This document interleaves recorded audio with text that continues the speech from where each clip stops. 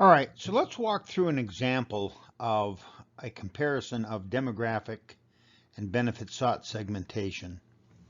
And I thought what we would do is take a specific sports event scenario, and the one that I've chosen is attendance as a spectator at the PGA Tour stop, Shriners Children's Hospital, which takes place here in late fall here in Las Vegas. Well, first, if we're doing demographic segmentation, we might start by looking at the demographics for people who have attended a PGA Tour event in the last 12 months. Here we have the data from the MRI, from MRI, and you'll notice that it's more likely that men will have attended a PGA Tour event. It's more likely that they'll be more educated. It's more likely that they'll be either 35 to 44 years old or 55 to 65 years old, with higher levels of income. Most likely, the heavily weighted area would be Asians, but certainly white non-Hispanics make up most of the audience.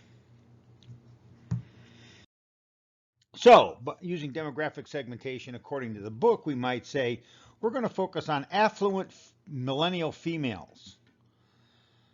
And maybe we'll do, and then maybe we'll also look at millennial males.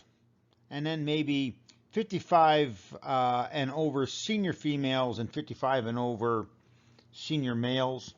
Maybe families with children and Las Vegas tourists. And maybe even UNLV students. So with demographic segmentation, and if we selected these demographics to look at, we might say, well, what about affluent millennial females? Well, what kind of wants and needs do they have? And therefore, how would I market the tournament to affluent millennial females? Well, of course, the answer is, I don't know. How about millennial males? Well, I'm not sure because I don't really know what millennial males want, and they certainly don't all want the same thing. Some millennial males are golf aficionados. They play a lot of golf. Others don't play any golf at all. What about 55 and over senior females? Well, I don't know. How about families with younger children?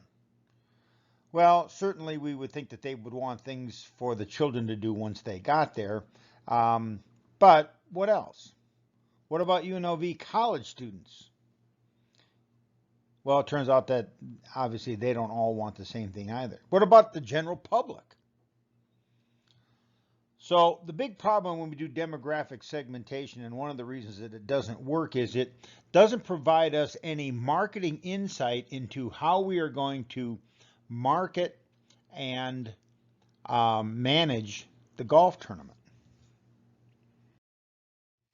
All right, so now let's look at this same approach to segmenting the PGA Tour stop here, but now let's look at it from a benefit segmentation perspective. Once again, the same PGA tournament event. All right, first we might identify the focal behavior that prompts the usage or purchase of the product, and in this case, attending the tournament. Well, maybe I'm going to attend the tournament because my friends are going and they had invited me. They said, hey, we're going to the golf tournament this weekend. You want to go? I might be interested in going to the golf tournament because I want to see professional golfers play and I want to compare my game to theirs. I might decide I want to go to the golf tournament because I want to get outside for the day and do something that will help me get some exercise. Or maybe I got an email from the Southern Nevada Golf Association to help support Nevada golf and suggesting that I should attend the event. So next, we might list the benefits sought by potential spectators. Well, one of the benefits of going to the Shriners Children's Hospital's event is I support the Children's Shriners Hospitals, and the money that I spend at the event will result in more donations and more money ending up supporting the Shriners Children's Hospitals. And it's something I'll feel good about.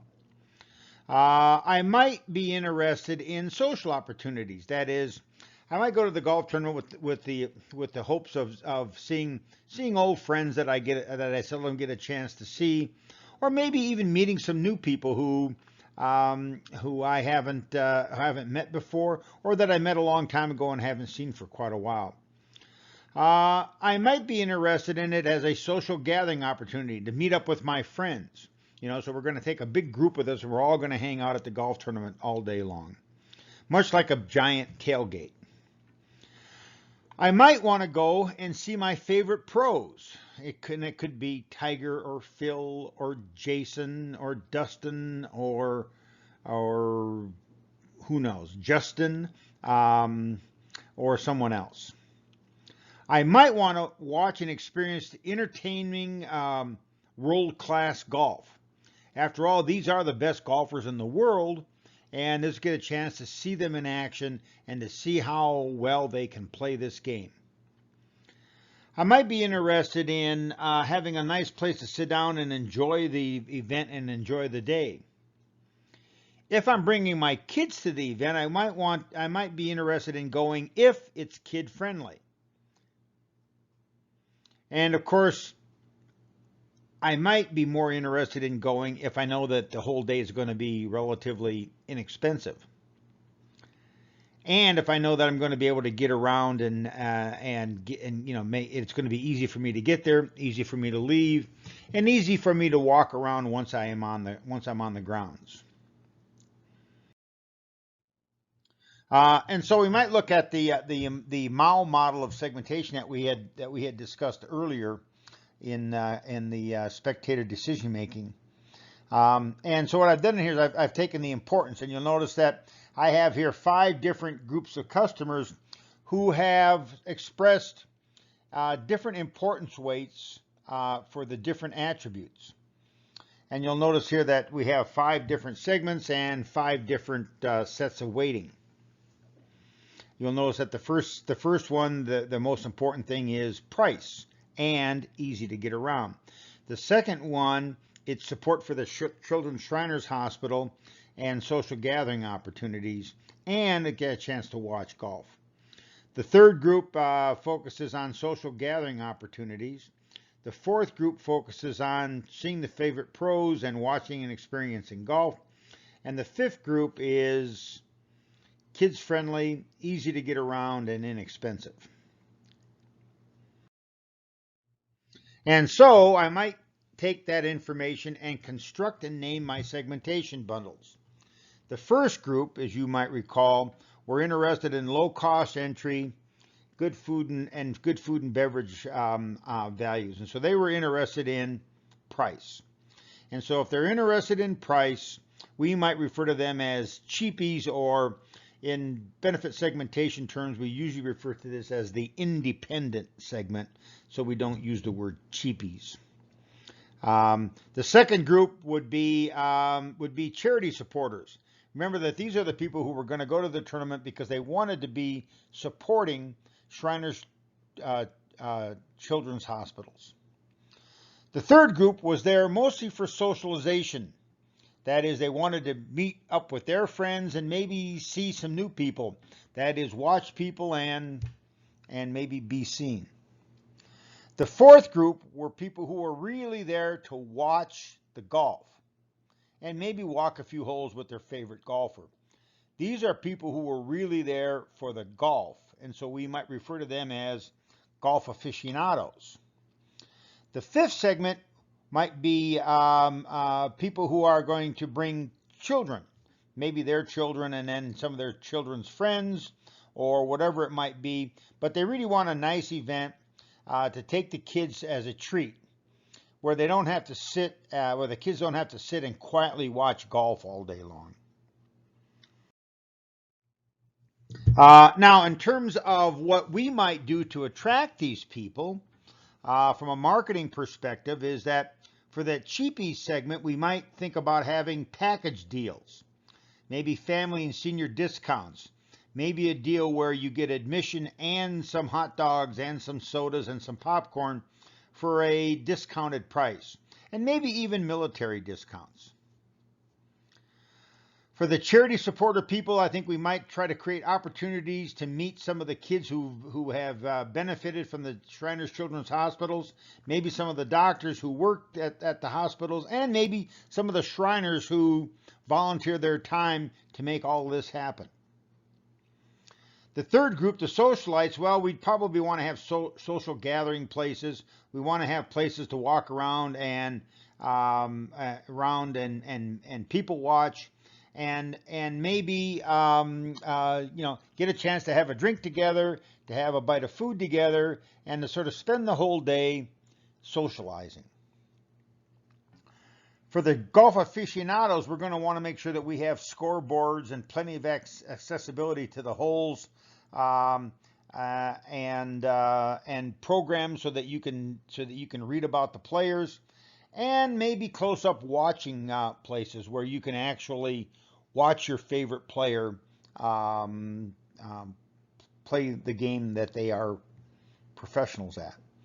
And then maybe for people who are bringing children to the event, we might want large seating areas, kids' meals with healthy options, maybe a play area for kids with kids-level interactive experiences, and maybe a kids-only place to get autographs of the players without getting pushed out of the way by adults.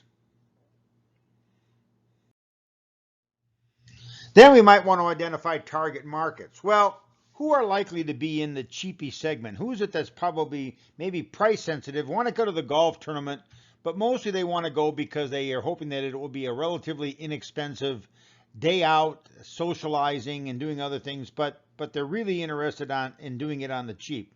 Well, it might be families, right? If you're going to bring 4 or 5 kids to the golf tournament, you don't want this to turn into a day at Disney where you spend $1,000. Maybe the college students that we were talking about, maybe they're interested in not spending very much money. And of course, we then have also the retiree market. As you know, many retirees are on fixed incomes and want to save money any chance they can.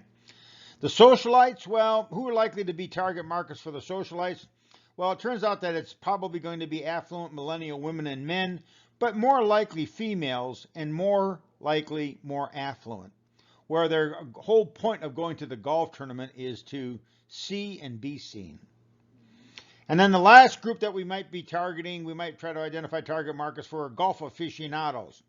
These are probably male and female golf enthusiasts. Those are people who play golf and follow golf on television.